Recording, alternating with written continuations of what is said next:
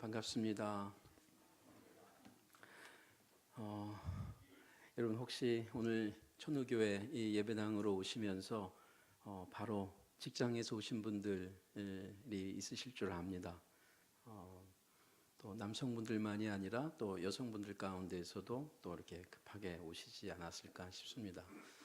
저도 제가 섬기는 교회 학교에서 이렇게 오늘 수업을 마치고 이렇게 왔는데요.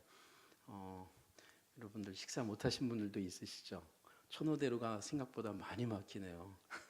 저는 이제 양평에 학교가 있다 보니까 하남 쪽으로 이렇게 해서 왔는데 차가 굉장히 많이 막히더라고요. 여러분들 일상생활 가운데 열심히 주를 가정에서 또 직장에서 또 사업하시면서 주님을 섬기시는데 저희가 이 사순절 기간이기도 하면서 또 요 마지막 일주일 특별히 우리가 하나님의 그 사역을 저희가 기억하면서 그 하나님의 아들이 이 땅에 오셔서 메시아로서 마지막 정점을 자기의 온 삶을 집중하셨던 그런 한 주간입니다. 그래서 동서고금을 막론하고 또 교단 교파에 관계없이 이 마지막 일주일은 더 우리가 예수님이 이 땅에 오심을 기억하고 기념하는 것 같습니다. 그래서 여러분 오늘부터 또 내일 또 3일 이렇게 말씀 사경회를 하시는 것으로 아는데 주님의 말씀을 이렇게 마음을 활짝 열으셔서 그냥 연례 행사보다는 정말 마음을 여시고 기도하시면서 그렇게 이 자리에 오시면 참 좋겠다 그렇게 생각이 됩니다. 여러분 그 익숙함이라는 것이 얼마나 무서운 줄 아실 것입니다. 연세 드신 분들이 여기 많이 계신데 익숙함이 주는 유익이 많지만 익숙함이 주는 이 무서움이 참 많습니다. 내가 알고 있다라고 하는 것, 또 익숙해진 것. 여러분 핸드폰 다 갖고 계시죠? 저도 갖고 왔고 올라오기 여기 직전에 여기서 이제 껐는데요. 이 핸드폰이 사실 처음에 여러분 얼마나 신기했어요. 있는 사람들만 갖고 다니던 거였는데 이게 그냥 막 편하잖아요. 공중전화도 참 신기하지 않으세요? 전 지금도 신기해요. 이 핸드폰이 굉장히 신기한 것들이 많은데 이게 이제 익숙해지니까 점점 우린 더 많은 거, 새로운 거, 더 좋은 거 이렇게 기대하게 되고 그래서 그 익숙함으로 인해서 핸드폰의 고마움을 잘 모를 때가 많습니다. 요즘 여러분 아침에 일어나시거나 또는 저녁에 주무시기 전에 일기예보 보시는 분들 계십니까? 저는 어느 순간부터 이렇게 습관이 됐어요. 이제 저희 집에서 학교까지가 좀 멀다 보니까 그런 것도 좀 있고 그런데 언제부터인가 비가 오나 안 오나 보다는 미세먼지가 어떤가 이걸 봐요. 내일은 마스크를 써야 되나 어떻게 해야 되나 이런 걸 많이 보게 됩니다.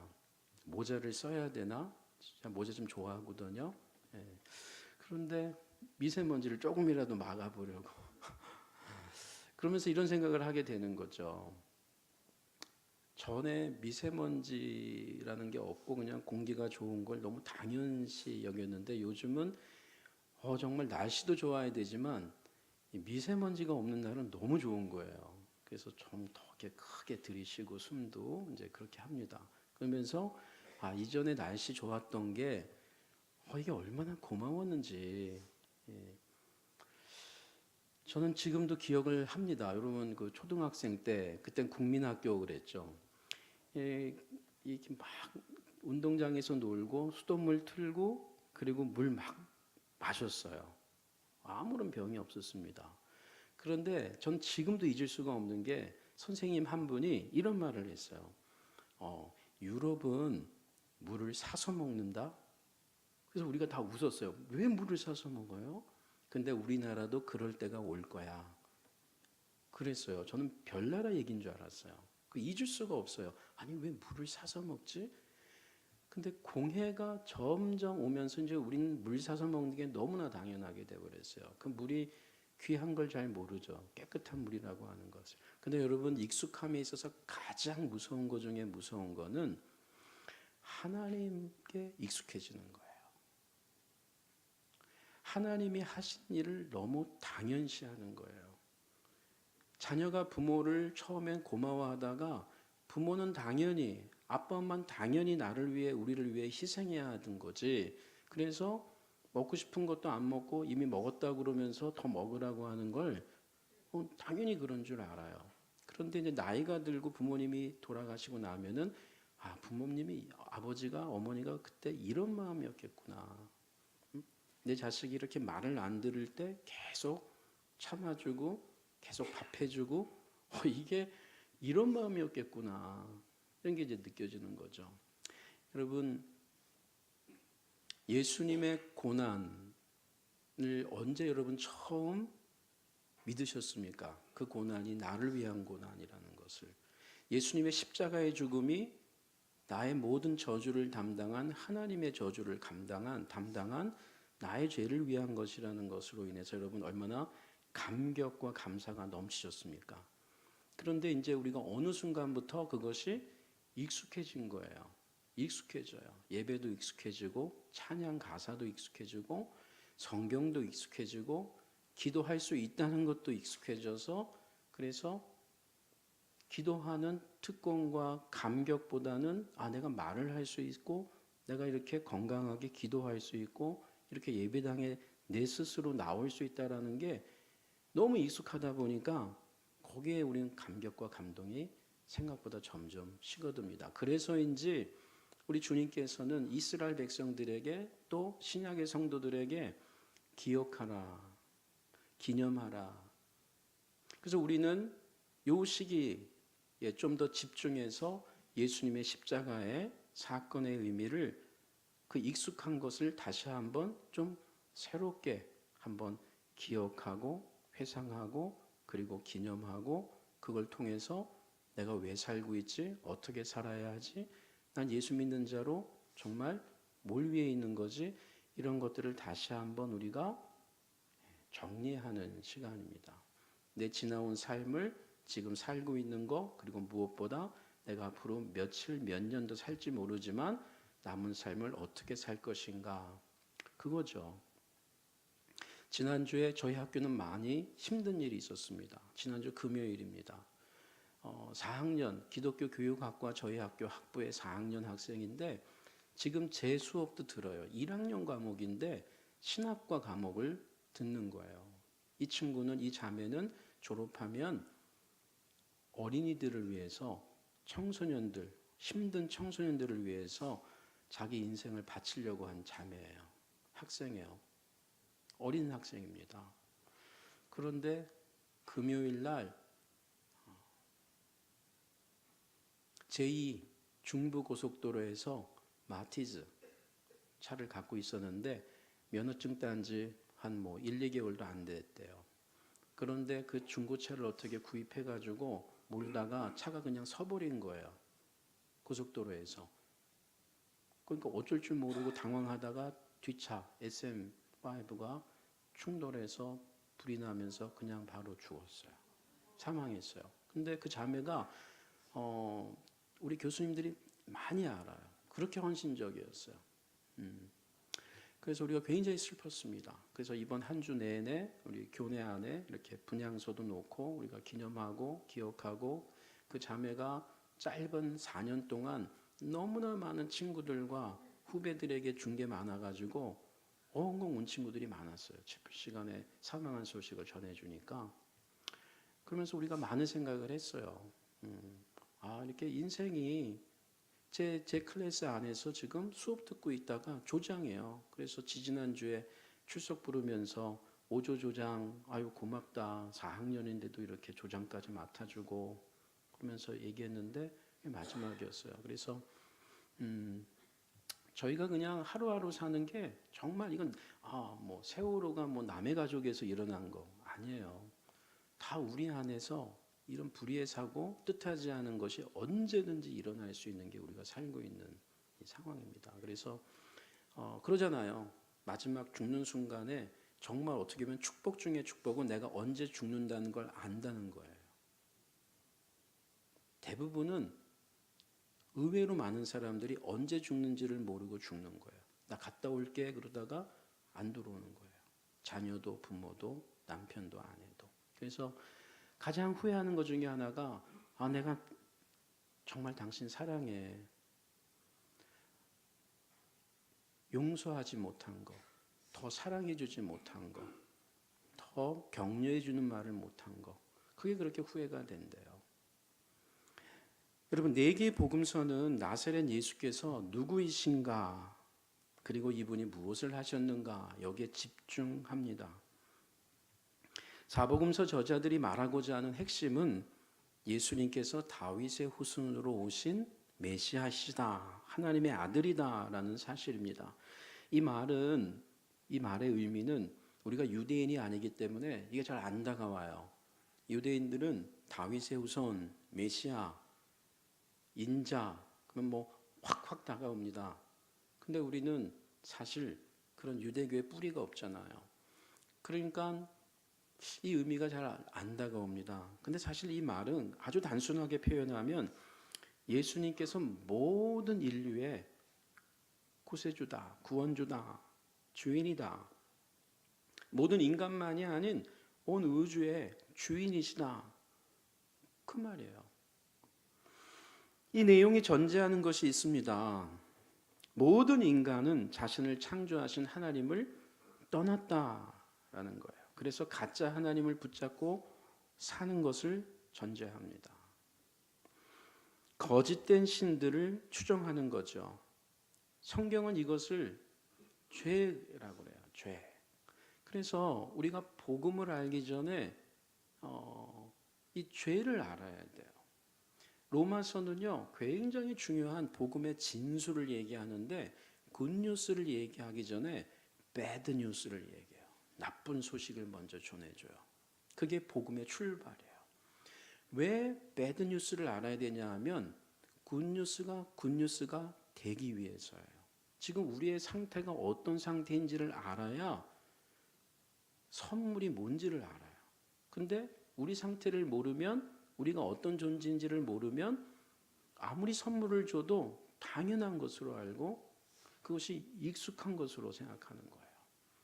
성경은, 로마서는 의인은 없나니 한 사람도 없다고 그랬어요. 한 사람도 없다고 그랬어요. 다 소망이 없는 사람이라고 그랬어요. 그런데 하나님의 의가 때가 돼서, 때가 차서 나타났다고 그래요. 그 하나님의 의가 이 땅에 하나님의 아들로 오신 예수 그리스도로 인해서 길이 열린 거예요. 어마어마한 화재 가운데 출구가 없는데 갑자기 문이 열리면서 나오시오라고 하면서 나갈 수 있게 된 출구가 보이기 시작한 거예요. 깜깜한 어두움 속에 빛이 보이면서 살 수 있는 길이 열린 거예요. 내가 곧 길이요 진리요 생명이니 라고 할 때 그 말이에요. 그냥 길들이 많은데 그 중에 한 길이라는 것이 아니고 지금 길이 없는 거예요. 지금 막 숨 막히고 답답하고 죽을 지경인데 길이 없는 거예요. 길이. 내가 곧 길이요 진리요 생명이다. 나로 말미암지 않고는 아버지께로 올 자가 없다. 그래서 지금 길이 없는 세상을 아셔야 돼요. 먼저 내가 길이 없었다는 것을 아셔야 돼요. 그게 죄예요. 하나님으로부터 떠난 그 모든 관계 속에서 벌어지는 모든 일구서일투족의 삶이 캄캄한 것이에요. 창조주 하나님을 알아보지 못하고 인정하지 않고 자신이 자기 인생의 주인이 되어 살고 있는 것, 죄다라고 얘기하는 것입니다. 예수님께서 이적과 치유를 행하시고 그리고 많은 비유를 통해 가르치시면서 천국 복음을 선포한 이유는 이 삐뚤어진 어그러진 인간과 하나님의 관계를 회복시키기 위함이에요. 그래서 구원이라고 하는 말, 내가 구원받았다라는 말은 사실 깨어진 것을 전제하는 거예요. 깨어졌던 관계가 다시 회복되는 거예요. 그냥 나는 살 수 있었는데 하나님을 만나서 내가 조금 더 행복해지고 조금 더 나아졌다가 아니고요. 완전히 죽은 우리들이. 그래서 에베소서에서 바울은 허물과 죄로 죽었던 우리 그래요. 죽었어요. 그냥 죽은 척하는 게 아니고 다 죽었다고 성경은 얘기해요. 다 죽었다고 그랬어요. 그 죽은 자에게 자존심이 있겠어요? 죽은 자가 뭐 자기 어떤 뭔가를 얘기할 수 있어요? 다 죽었다고 그랬어요. 죄와 허물로 죽었던 우리를 그 큰 사랑을 인하여 살리셨다. 죽음에서 사망에서 생명으로 옮겼다라고 그래요. 이것을 구원받았다라고 그래요. 그래서 성경은 여러 가지 용어를 사용합니다. 이 구원받았음의 의미를. 칭의, 의롭지 않았는데 의롭다고 여겨주는 거예요. 불러주는 거예요. 우리를 의롭다고 불러주는 거예요. 여겨주는 거예요. 그게 칭의예요. 예수 그리스도를 통해서 우리를 보기 때문에 우리는 다 죽어야 되고 여전히 우리는 하나님 앞에서 거역하고 있는데 우리를 볼 때마다 예수님의 십자가와 부활의 렌즈를 끼고 하나님이 우리를 보시는 거예요. 그걸 스크린에서 보니까 우리를 받아주시는 거예요. 우리는 끝까지 예수님을 붙잡고 가야 돼요.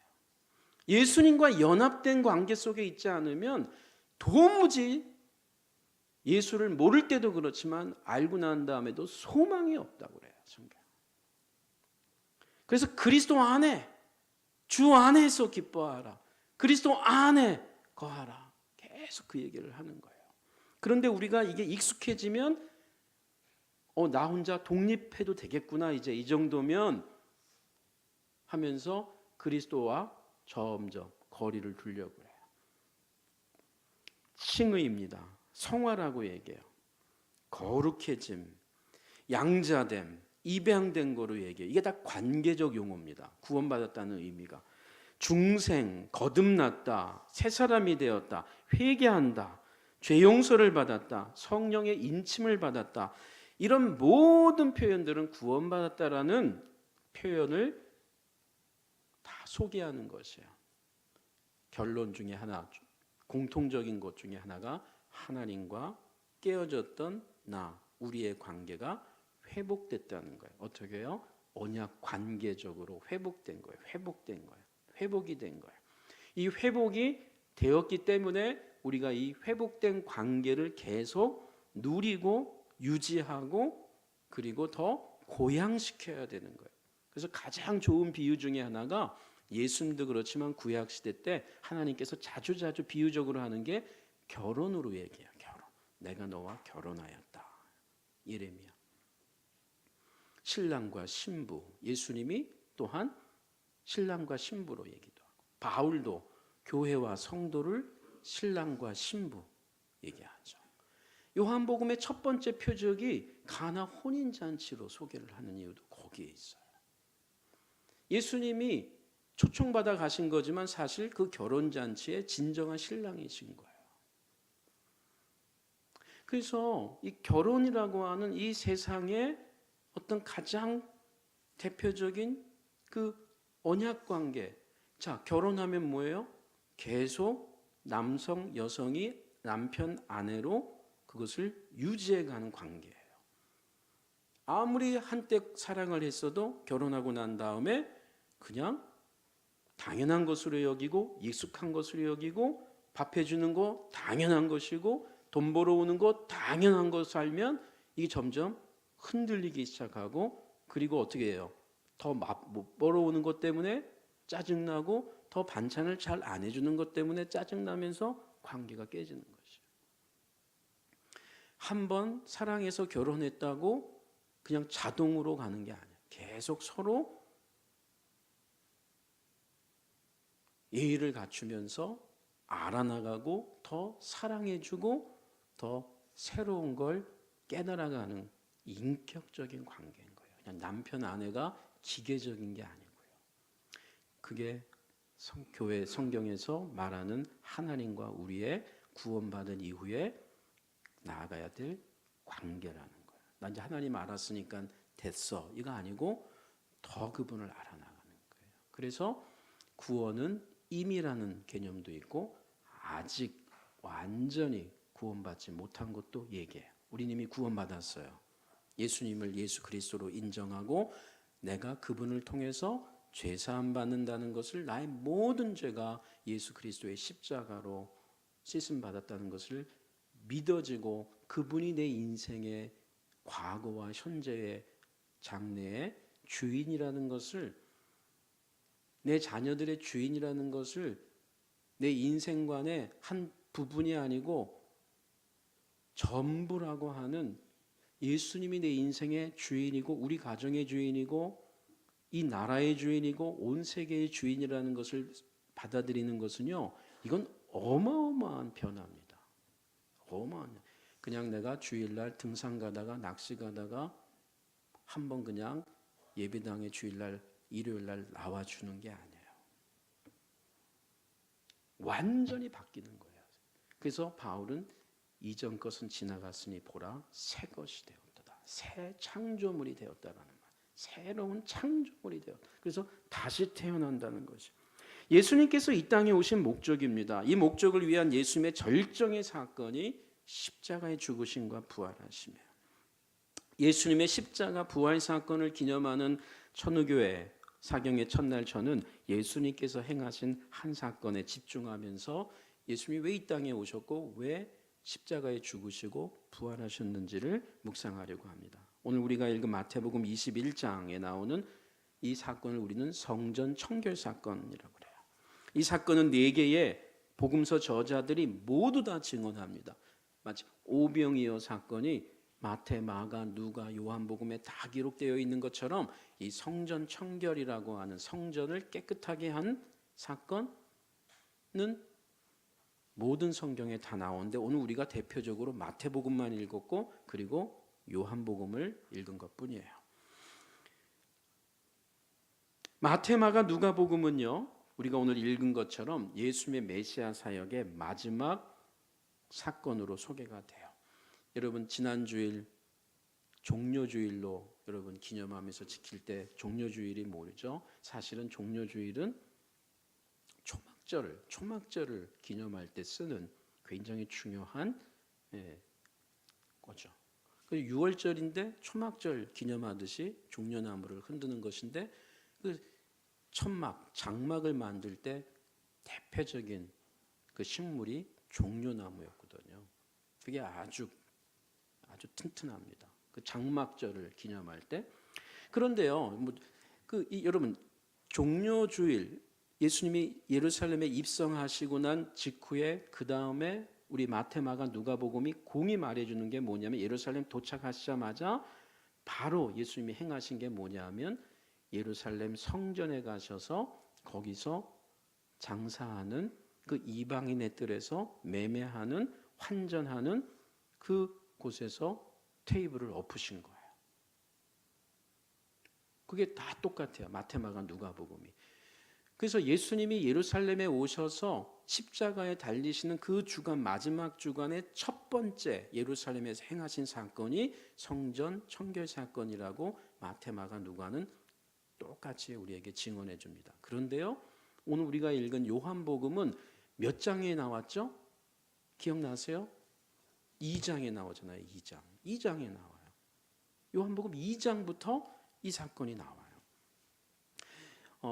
여러분 마태, 마가, 누가복음은 전체적으로 예수님 사역을 연대적으로 소개해 줍니다. 시간적인 흐름을 갖고 있어요. 그런데 항상 그런 건 아니에요. 앞에 나온다고 늘 먼저 벌어진 사건은 아니에요. 마태, 마가, 누가복음은 갈릴리에서 벌어진 사건들을 앞부분에서 다 소개합니다. 그리고 예루살렘에서 있었던 일들을 마지막에 집중적으로 소개하는데 특별히 마지막 일주일에 그래서 더 집중합니다. 요한복음은 거기에 비해서 원래 예수님이 왔다 갔다 하신 것을 그대로 보여주는. 그래서 마태, 마가, 누가복음을 여러분이 아무리 많이 읽으셔도 예수님이 1년 이상, 2년 동안 사역했다는 걸 알 수가 없어요. 왜냐하면 공생애 때 유월절이 딱 한 번밖에 언급이 안 돼요. 마태, 마가, 누가복음은. 유월절이 한 번밖에 언급이 안 돼요. 메시아 사역 중에. 그러니까 1년에 한 번밖에 없잖아요. 유월절은. 그러니까 그 다음 유월절 직전까지라고 쳐도 1년 10개월, 11개월, 그러니까 2년이 넘을 수가 없죠. 마태, 마가, 누가복음은 예수님이 몇 년 사역했느냐에 관심이 없어요. 출애굽기 구조를 갖고 이집트를 나오고 가나안을 들어가듯이 일직선으로 보여주면서 예수님이 다윗의 후손이면서 모세와 같은 선지자로 이 땅에 오신 것을 보여주면서 예수님이 성막으로 오시고 성전으로 오신 예수님을 보여주는 거예요. 그 광야 40년 동안 일직선, 이집트 나와서도 이집트 나왔다 들어왔다 나왔다 들어왔다 합니까? 이집트 나온 다음에 그냥 쭉 광야 생활하다가 마지막에 가나안 들어가죠. 그게 출애굽기예요. 이집트에서 가나안까지 가는 길이에요. 그리고 나머지는 광야예요. 광야. 그 광야에서 모세가 중심이 돼서 12지파를 거느리고 성막을 중심으로 약속의 땅으로 가는 거예요. 예수님이 제2의 모세. 왜? 메시아가 오시면 다윗의 후손도 중요했지만 모세와 같은 선지자로 온다고 그랬어요. 유대인들은 성경이 그걸 예언하기 때문에 모세와 같은 선지자예요. 그가 메시아 이미지예요. 다윗의 후손 못지않게. 그래서 왕적 메시아도 있고 선지자적 메시아가 아주 중요한 거예요. 모세는 선지자의 전조거든요. 그래서 모세와 같은 선지자예요. 그런데 예수님은 모세와 같은 선지자로 오셔서 이스라엘 백성을 이집트에서 데리고 나온 셈이에요. 그리고 가나안으로 가는 거예요. 그래서 여행 구조예요. 마태, 마가, 누가복음은 일직선의 여행 구조, 출애굽기 구조를 그대로 갖고 있어요. 그리고 12제자를 부른 거예요. 예수님이 13명, 11명 부를 수 있었는데 누가복음에 보면은 예수님이 밤이 새도록 기도하시고 하나님의 뜻 가운데에 기도했다는 말은 하나님께 순종한다는 말이거든요. 그래서 12제자를 불러요. 12명을 부르는 거예요. 그 12명은 12지파를 상징하는 거예요. 새 이스라엘 백성을 모아서 데리고 가는 거예요. 그러면은 모세와 같은 예수님이 12지파와 같은 12제자들을 데리고 새 언약 백성을 모으고 만드시러 가는 거예요. 가나안으로. 그건 누가 성막이에요? 예수님이 성막이신 거예요. 예수님이 성전이신 거예요. 걸어다니는 성막이에요. 그래서 예수님이 길에서 네 죄가 사하여졌느니라 그러는 거예요. 죄는 어디서 사해요? 항상 성막에서. 희생제사 다 드리고 피를 뿌리고 성전에 가서야 솔로몬 시대에 가면 성막 대신에 성전을 만들죠. 그 성전에 가야만 죄가 용서되는 거예요. 예수님은 걸어다니시는 성막이요 성전이었던 거예요. 이것을 다 보여줘요. 요한복음은 이 예수님이 성막이요 성전으로 오신 것을 처음부터 강조해요. 물론 마태, 마가, 누가도 이걸 아주 중요하게 얘기합니다. 왜요? 예수님이 그렇게 오신 분인 것을 다 깨달았기 때문에, 예수님이 직접 말씀하셨기 때문에, 내가 성막으로 오셨다는 것을, 내가 새 성전을 세우기 위해 오셨다는 것을. 근데 요한복음은 1장부터 말씀이 육신이 되어 우리 가운데 거하심에 그래요. 그 거한다는 말이 텐트를 치신다라는 말이에요. 장막을 친다라는 그 단어하고 똑같은 단어. 말씀이 육신이 되어 우리 가운데 거룩한 텐트를 치셨음에 그 말이에요. 유대인들은 그 성경을 읽으면 딱 그 말을 깨달아요. 요한복음 1장에서부터 예수님이 이 땅에 오신 것은 하늘 장막이 이 땅에 오셨다는 걸 소개하는, 말씀이 육신이 되어 우리 가운데 장막이 되셨음에. 그래서 2장에서부터 마지막 메시아 사역 때 있었던 성전 청결 사건을 2장에서부터 소개하는 거예요. 2장에서부터. 나중에 있었던 일이지만 먼저 소개하는 거예요. 요한복음은. 자, 이 모든 게 뭘 보여줍니까? 이 땅에 오신 예수님께서 성전을 세우기 위해 오셨다는 거예요. 예수님께서 12제자를 부르시고 자신과 함께 생활하며 하나님 나라를 선포하신 건 역시 말씀드린 대로 출애굽 때 성막을 중심으로 12지파 함께 생활한 것을 상기시켜 주는 것입니다. 마태, 마가, 누가복음은 모두 동일하게 예수님께서 십자가에 달리셔 죽음 당하신 상황을 이렇게 소개합니다. 여러분, 마태복음 27장입니다. 스크린에 좀 올려주십시오. 27장 51절입니다. 예수께서 다시 크게 소리 지르시고 영혼이 떠나시니라. 이에 성소 휘장이 위로부터 아래까지 찢어져 둘이 되고 땅이 진동하며 바위가 터지고, 성전 안에 성전이라고 하는 지성소의 휘장이 이 소 가죽으로 만든, 그래서 많은 소들이 서로 끌어당겨도 찢어지지 않는 그 어마어마한 지성소와 성소 사이에 있는 어마어마한 가죽이 예수님 십자가에 죽으셨을 때, 운명하셨을 때 그 휘장이 찢어진 거예요. 지성소와 성소 사이에 있었던, 그거는 대제사장만 들어갈 수 있는 곳이에요. 그것도 1년에 단 한 차례, 대속죄일이라고 하는 1년에 한 차례만 대제사장이 떨면서 들어가는 곳이에요. 자칫 잘못하면 죽어서 나오거든요. 하나님의 임재에 아주 그 집중하는, 성전 전체가 하나님의 임재를 상징하지만 특히 지성소입니다. 그 지성소와 성소를 가르는 가죽이 찢어져 버렸다는 거예요. 언제요? 예수님이 십자가에 죽으셨을 때. 성전이 열린 거예요. 새로운 성전이 열린 거예요. 예루살렘 성전이 더 이상 이제 기능이 끝난 걸 말하는 거예요. 효력 정지예요.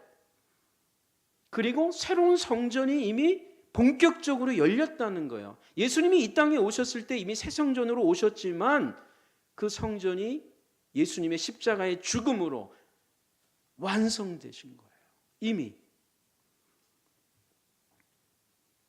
여러분, 히브리서는 이렇게 얘기합니다. 10장 19절 20절에 그러므로 형제들아, 우리가 예수의 피를 힘입어 성소에 들어갈 담력을 얻었나니, 대제사장만 떨면서 모든 희생 제사를 다 드리고 피를 뿌리고 그 피에 의존해서 나 대신 죽은 그 양의 피를 의존해서 내가 죽을 걸 대신 짐승을 죽이고 들어가는 그 담력, 그렇죠?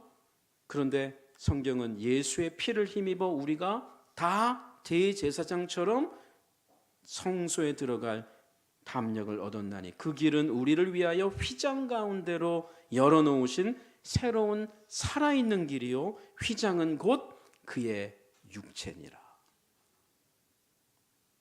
성전은 하나님께서 이스라엘 백성에게 주신 하나님의 각별한 선물이었습니다. 예배 가운데 하나님과 소통할 수 있는 유일한 장소였습니다. 하나님께 사랑과 용서를 받는 유일한 장소였습니다. 불평할 수가 없어요. 다행이에요. 감사해요. 왜요? 그래도 이런 공간이 있고 방법이 있었으니까요. 그러면 죄가 어떻게 안 돼요? 가난한 자가 참새를 죽여서 가지고 올지언정 피를 뿌려야 되고 성전에 와야 용서가 되는 거예요.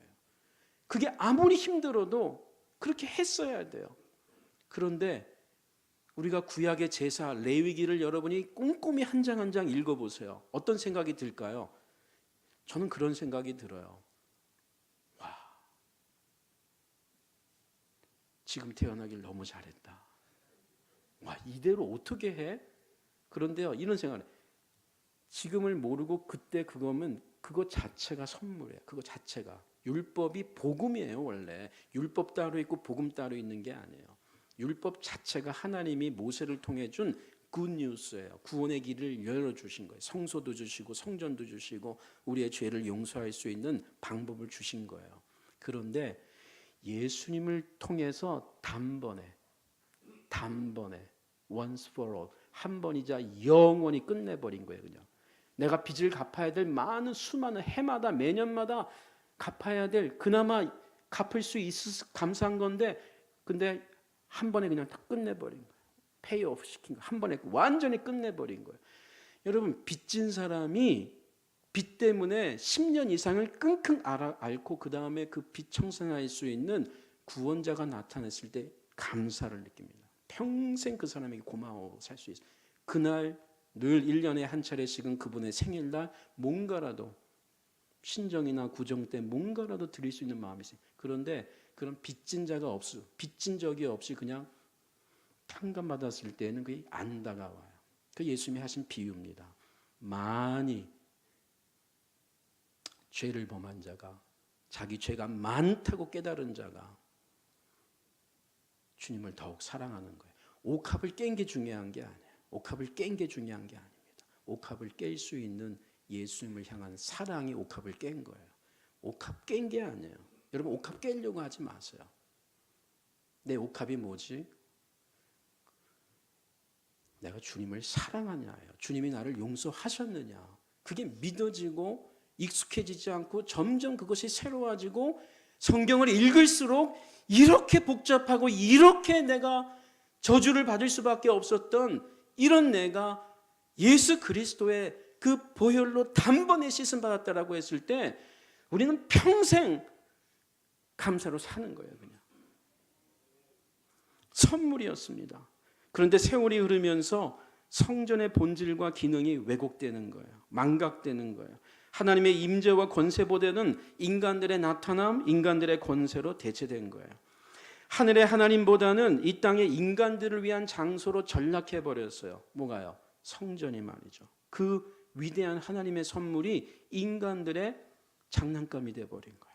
유대인의 왕이었던 헤롯 대왕은 정치 권력을 강화할 목적으로 성전을 지어줬습니다. 솔로몬 성전이 무너졌거든요. 바벨론에 의해서. 그래서 예수님 오시기 19년 전에, BC 19년 전에 헤롯이 어마어마한 성전을 건축을 합니다. 예수님 메시아 사역할 때도 여전히 건축 중이에요. 요한복음의 말이 그 말이에요. 이 46년 동안 지었는데 지금도 짓고 있는데 거의 다 지었지만 좀 주변을 여전히 짓고 있었습니다. 그 성전을 바라보면서 예수님이 이 성전을 헐라 그런 거예요. 여러분, 로마 황제에 의해서 유대 종교 지도자로 세움을 받은 사람들이 산헤드린 공회원이에요. 70명, 72명으로까지 구성된 이들이 예루살렘 성전을 중심으로 이 위대한 죄 용서를 받을 수 있는 하나님의 선물의 장소가, 공간이, 특권의 장소가 산헤드린 공회원 종교 지도자들의 이권, 사회적 이권과 지위의 자리로 탈바꿈해 버렸습니다. 이런 상황 가운데 우리 예수님께서 예배에 대해서 이렇게 말씀하신 거예요. 요한복음 4장입니다. 21절 이하에. 여자여 내 말을 믿으라. 사마리아 여인에게 하는 말이에요. 이 산에서도 말고, 사마리아에 있는 그리심 성전도 아니고, 사마리아인들은 사마리아인들대로 자기들의 성전을 만들었어요. 왜요? 유대인들이 못 오게 해요. 예루살렘 성전에. 너희들은 피가 섞여서 안 돼. 이방인의 피가 섞여서 안 돼. 그러니까 사마리아인들도 화가 나서 자기들의 성전을 만들었어요. 그리심에. 그런데 예수님의 말씀입니다. 이 그리심 산의 성전도 아니고 예루살렘 성전도 아니고 너희가 아버지께 예배할 때가 있다. 아버지께 참으로 예배하는 자들은 성령과 진리로 예배할 때가 오는데 바로 지금이다. 아버지께서는 자기에게 이렇게 예배하는 자들을 찾으시느니라. 하나님은 영이시니 예배하는 자가 영과 진리로 예배할지니라. 하나님은 안 보이신다는 거예요. 인간이 아니라는 말이에요. 여기서 영이라는 말의 핵심은 하나님은 인간이 아니라는 거예요. 그런데 자꾸 인간적으로 자꾸 예배드리지 말라는 거예요. 우리의 중심을 본다는 거예요. 그래서 예배하는 자는 영과 진리로 예배를 하라는 거예요. 근데 이 영과 진리로 예배할 때가 이제 왔다는 거예요. 그리심도 아니고 예루살렘 성전도 아니고. 그 당시에 예배드리지 않은 사람이 누가 있습니까? 다 예배드렸잖아요. 그런데 예배하는 자를 찾고 계신다는 거예요. 여러분, 충격적이지 않으세요? 안식일마다 그렇게 예배드렸던 그 수많은 유대인들 대상으로 예배하는 자를 내가 찾고 있다. 유대인의 명절 유월절이 가까운 시기에 유대인들이 예배드리기 위해 예루살렘 성전으로 열심을 내어 올라가는 모습을 상상해 보십시오. 그냥 안식일이 아니고 유월절 절기입니다. 1년에 3차례 유월절, 맥추절, 오순절이라고도 하죠. 그리고 장막절, 이 3대 절기는 하나님이 이스라엘 백성들에게 익숙해지지 말라고, 아니 익숙해질지라도 계속 다시 상기해내라고, 기억해내라고 세 개의 절기를 주신 거예요. 너무 감사한 거예요. 그나마 이 세 번의 절기를 통해서 다시 묵상하는 거예요. 회상하는 거예요. 그래서 다시 내 신앙을, 하나님을 다시 찾는 거예요. 그런데 나중에는 이 절기도 귀찮아져 버린 거예요. 이스라엘 백성들이. 여러분, 지금 예수님께서 6월절에 예루살렘으로 올라가십니다. 그렇죠? 십자가에 못 박히신 때가 6월절에 6월절 지키러 올라가시는 길이에요. 여러 나라들에서 흩어져 있던 유대인들이 배를 타고 조국으로 오는 모습을 상상해 보십시오. 요세프스라는 1세기 유대 역사가는 유대 명절에 예루살렘에 약 250만에서 300만이 몰렸다라고 기록합니다. 어마어마한 인구입니다. 그 당시로 말하면요. 바글바글한 거예요. 온 예루살렘 성전 중심으로.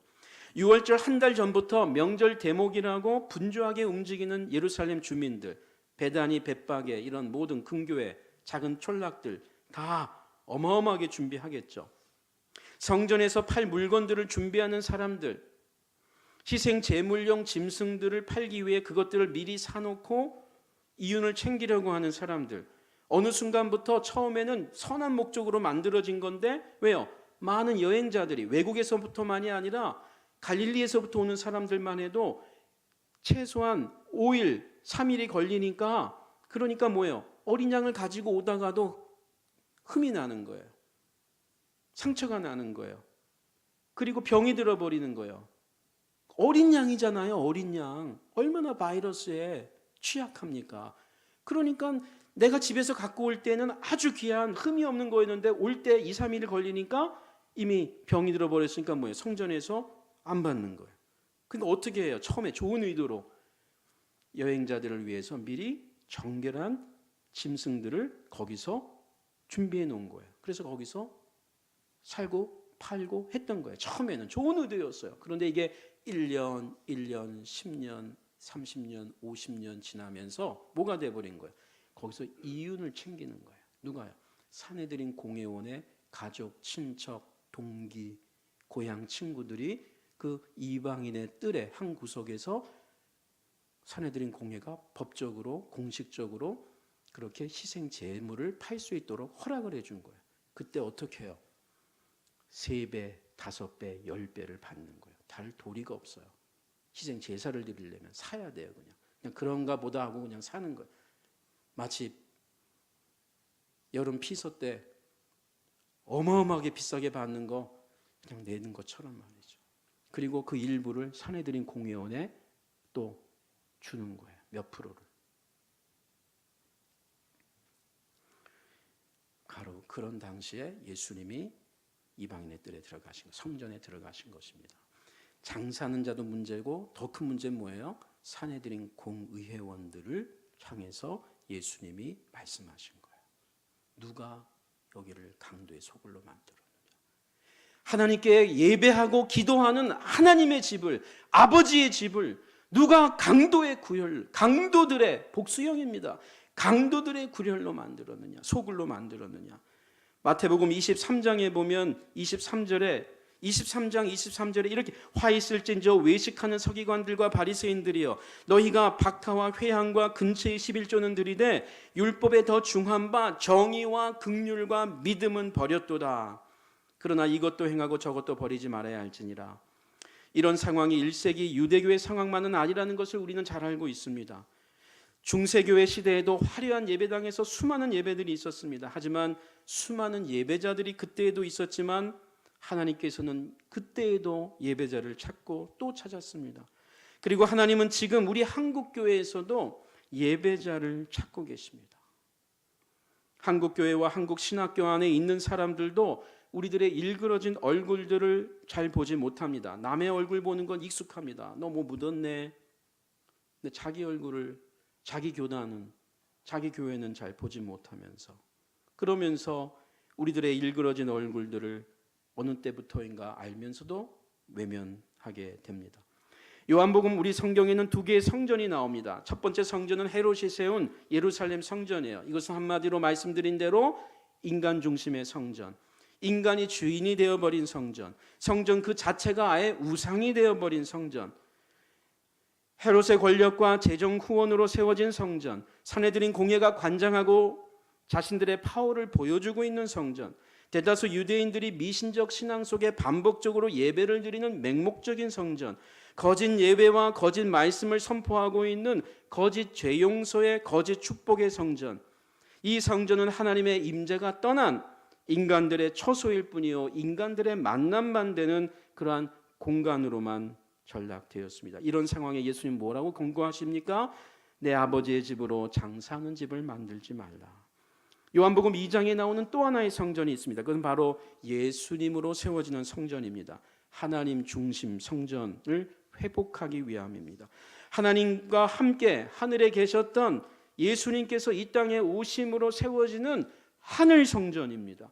로고스이신 예수님께서 생명의 말씀으로 세우시는 말씀 성전입니다.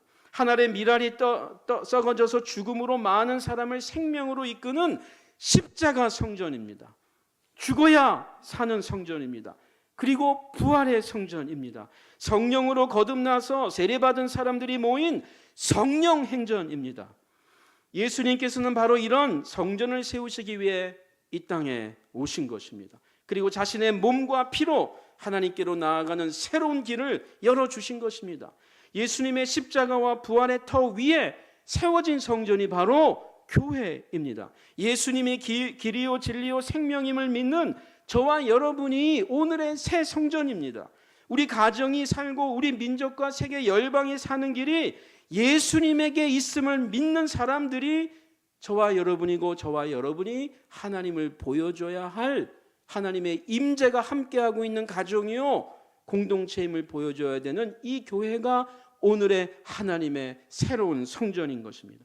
오늘 예배드리는 천우교회 성도 여러분, 오늘 우리는 무엇을 위해 이곳에 있는지, 우리는 누구를 위해 이 사경회에 참여하고 있는지 우리 자신을 돌아보기 원합니다. 우리 자신과 한국교회는 우리도 모르는 사이에 세속주의에 빠졌습니다. 크고 많은 것이 좋다라고 하는 거짓복음, 그런 유사복음을 우선시하거나 절대시하게 되었습니다. 지난 세월 동안 교회 성장과 부흥이라는 명목 아래 대형교회 우상 숭배에 빠져버렸습니다. 하나님의 영광이 충만해야 할 교회와 신학교에 하나님의 영광을 가리는 사건들이 점점 벌어지고 있는데도 서로 싸움질을 하고 있는 성전이 되어버렸습니다. 누구의 죄가 더 큰지를 자랑이나 하듯이 그렇게 회개를 찾지 못하고 양보를 찾지 못하고 세상 법정에 갈 바에는 내가 희생하겠다라고 하는 그 거룩한 영의 감동이 사라진 교회가 우리가 지금 다니고 있는 또 우리의 모습이 되어버렸습니다. 왜 이렇게 되어버린 것입니까? 바벨론에 의해 남쪽 유다가 침공을 당하면서 부시의 아들 제사장이었던 에스겔은 25살에 바벨론의 포로로 끌려갑니다.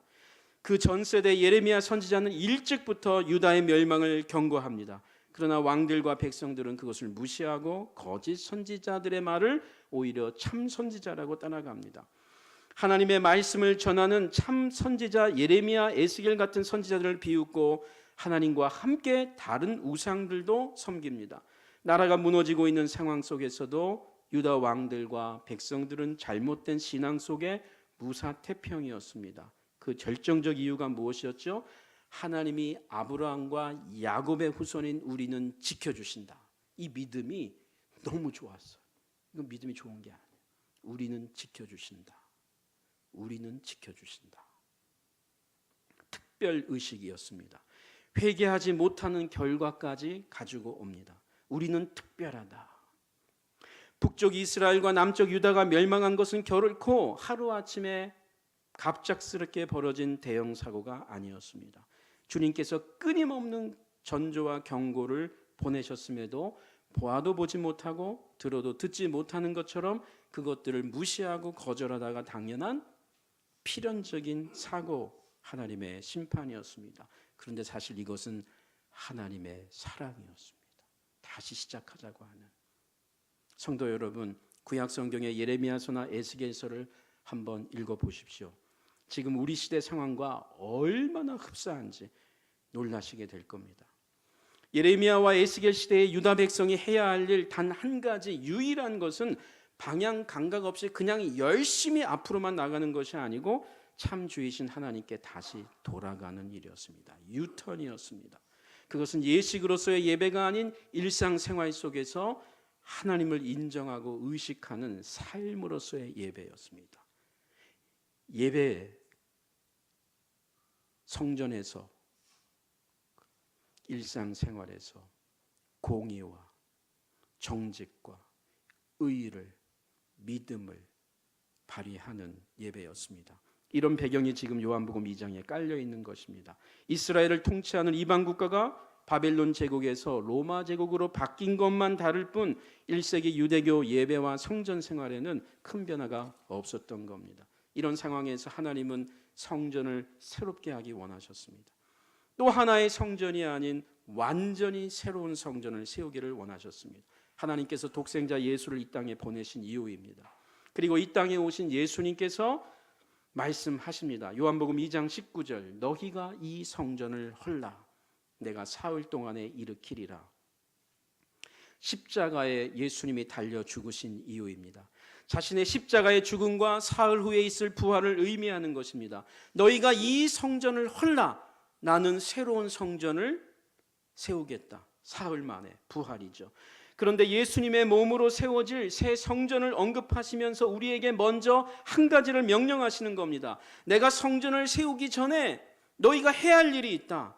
그것은 바로 너희가 이루어 놓은 거짓된 성전들을 무너뜨리는 일이다. 헐라. 요한복음 2장 16절, 내 아버지의 집으로 장사하는 집을 만들지 말라. 똑같은 말입니다. 성도 여러분, 저와 여러분이 예수님의 제자라면, 우리가 예수님의 십자가와 부활을 믿는 자들이라면 우리들이 해야 할 일이 있습니다. 이 십자가 죽음을 기념하는 이 의미 있는 이 절기에 우리가 해야 할 일이 있습니다. 하나님의 성전으로 오신 예수님을 믿는 자들만이 할 수 있는 일입니다. 그것은 우리 안에 자리 잡고 있는 거짓된 성전을 먼저 허물어 버리는 것입니다. 우리의 많은 수고와 땀이 부어졌을지라도 혹 그곳에, 그 일에 하나님보다 더 우선시하고 있는, 하나님보다 더 사랑하고 있는 것이 있다면 그것을, 그 사람을, 그 일을 먼저 찾아내야 합니다. 덧칠 해서는 안 됩니다. 우리는 이것을 우상이라고 합니다. 말하자면 우상이 된 성전입니다.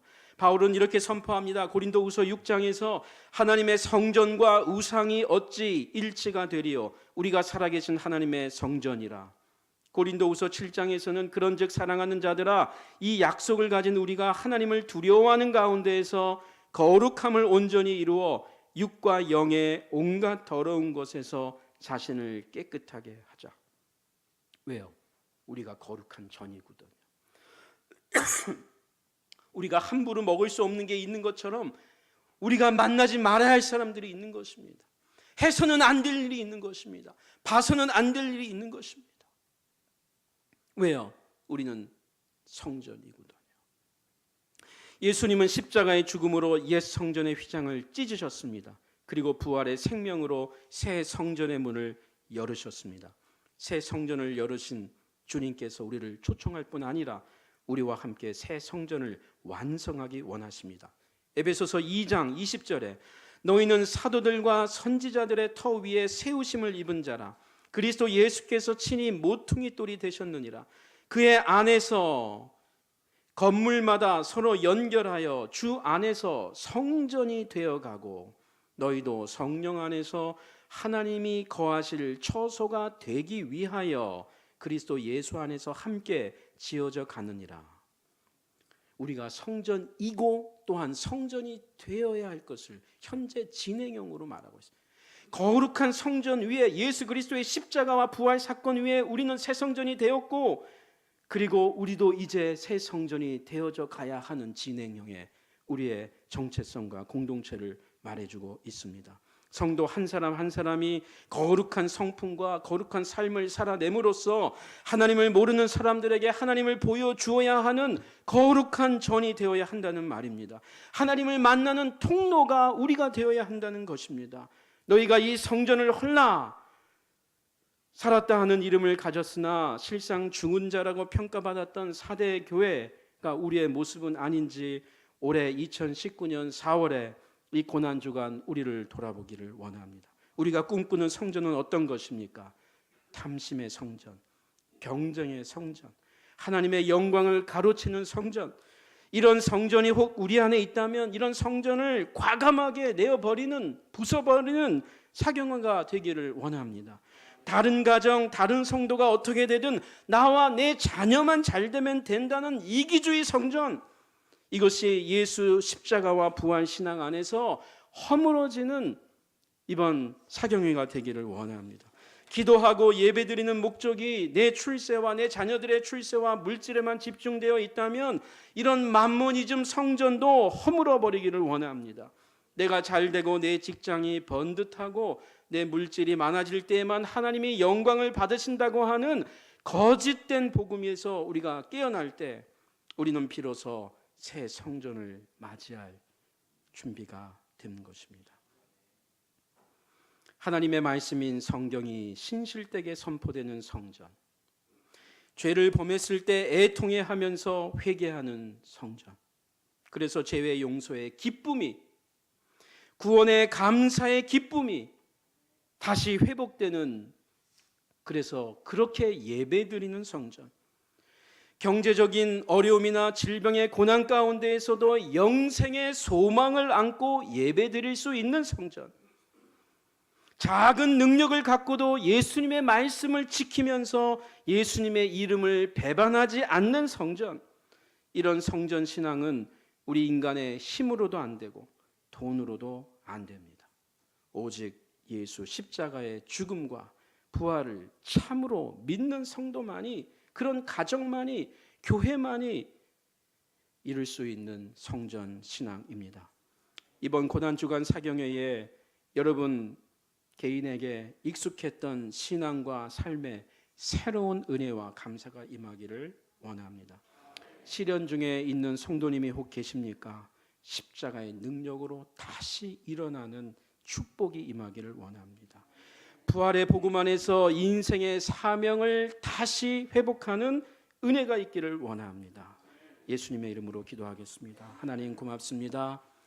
우리에게 익숙해진 것들을, 그 은혜들을, 그 감사들을, 그 감격들을, 아니 그리스도의 복음을, 아니 예수님의 십자가와 부활의 그 능력을 이 사경회 가운데 다시 낯설게 우리가 그 복음을 만나기 원합니다. 주님, 오늘 주께로 나온 주의 백성들 위로하여 주시고 새 힘을 부어주시고 일어나게 하여 주시고 용기를 갖게 하시고, 그리고 복음 안에서 다시 나아가게 하여 주시옵소서. 먼저 우리의 거짓된 것들을 볼 수 있는 은혜의 눈을 허락하여 주옵소서. 우리 눈에서 비늘 같은 것이 벗겨지는 이번 사경에 되게 하여 주시옵소서. 성령의 충만함으로 다시 가족 안에서 회복되고 용서의 놀라운 은혜가 풍성하게 임하는 그런 천우교회 공동체 되게 하여 주시옵소서. 예수님 이름으로 축원하옵나이다. 아멘.